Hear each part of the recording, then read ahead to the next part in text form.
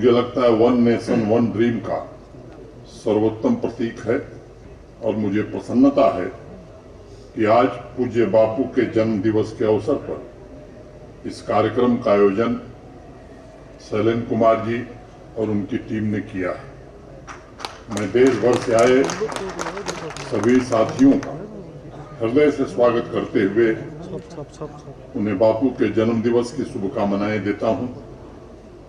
मैं इस आयोजन को वर्तमान परिप्रेक्ष्य में बापू के आत्मनिर्भर ग्रामीण भारत के सपनों के प्रति सच्ची श्रद्धांजलि मानता हूं, क्योंकि जियोग्राफिकल इंडिकेशन का प्रमुख लक्ष्य खास भौगोलिक क्षेत्रों के एग्रीकल्चरल फूड प्रोडक्ट तथा सिल्क प्रोडक्ट को प्रोटेक्ट करना और उसे ग्लोबल मार्केट उपलब्ध कराकर उसे उन उत्पादों से जुड़ी जो कम्युनिटी है उसके सामाजिक और आर्थिक रूप से कैसे उन्हें ताकतवर बनाया जा सकता है, इसमें इसका बड़ा अहम योगदान होगा।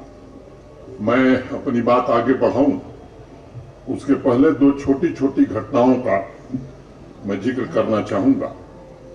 1927 के आसपास कोलंबिया विश्व का सबसे बड़ा कॉफी उत्पादक देश बन चुका था। उस जमाने में कोलंबिया की कॉफी अमेरिका, जापान, ब्रिटेन जैसे देशों को एक्सपोर्ट की जाती थी, लेकिन 3-4 साल बाद यकायक कॉफी का दाम $1 पर किलोग्राम कम हो गया और दाम नीचे गिरने लगा। कोलंबिया के किसान बड़े परेशान हुए कि अब तो घाटा हो रहा है, अब क्या होगा। उन्होंने एक यूनियन बनाई जिसे आज भी कोलंबियन कॉफी फेडरेशन के नाम से जाना जाता है, और उन्होंने विदेश में ये जांच करनी शुरू की कि आखिर कारण क्या है। पता चला कोलंबियन कॉफी के नाम से तमाम जगहों की कॉफी मिक्स की जा रही है, जिससे न सिर्फ दाम घट रहा है बल्कि कोलंबियन कॉफी के ब्रांड की वैल्यू भी कम हो रही है। फिर फेडरेशन की मीटिंग बुलाई गई और उन सबने मिलकर निर्णय लिया कि कोलंबियन कॉफी का एक्सपोर्ट किसानों की प्रॉफिट और उसकी ब्रांड वैल्यू तभी सुरक्षित रखी जा सकती है जब कंज्यूमर को अच्छे तरीके से ये पता हो कि इस कॉफी की ओरिजिनल जगह कोलंबिया है। और इस तरह एक अमेरिकन एडवर्टाइजिंग कंपनी को उन लोगों ने हायर किया और कॉफी के पैकेट पर ऐसा लोगो तैयार किया गया जिसकी कॉपी कोई दूसरा न कर सके।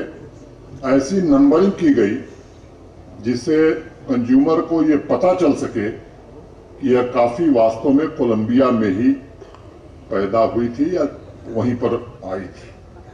इसके बाद जिन देशों को यह कॉफी एक्सपोर्ट की जाती थी वहां का सर्वे किया गया और उसका जो परिणाम आया, 3 महीने के अंदर 91% की ग्रोथ सेल्स में दर्ज की गई। जम्मू कश्मीर के सैफरन के साथ भी लगभग यही हो रहा था।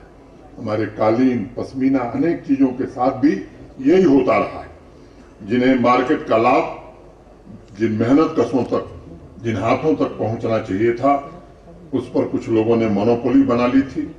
आज नए बदलाव के साथ हस्तशिल्प एवं कृषि उत्पादों के मार्केट के क्वालिटेटिव एस्पेक्ट पर फोकस करने की पूरी तरह से कोशिश की जा रही है।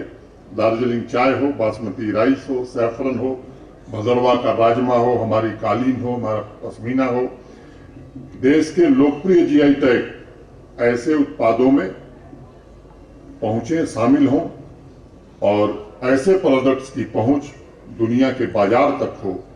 और इसीलिए माननीय प्रधानमंत्री जी के वोकल फॉर लोकल और वन डिस्ट्रिक्ट वन प्रोडक्ट और आत्मनिर्भर भारत के आह्वान के अनुरूप अनेक अन्य उत्पादों को दुनिया भर के नए मार्केट में उतारने का प्रयास जम्मू कश्मीर का प्रशासन भी, खासतौर से हमारा एग्रीकल्चर एलाइड सेक्टर और इंडस्ट्री डिपार्टमेंट मिलकर के लगातार कोशिश कर रहा है।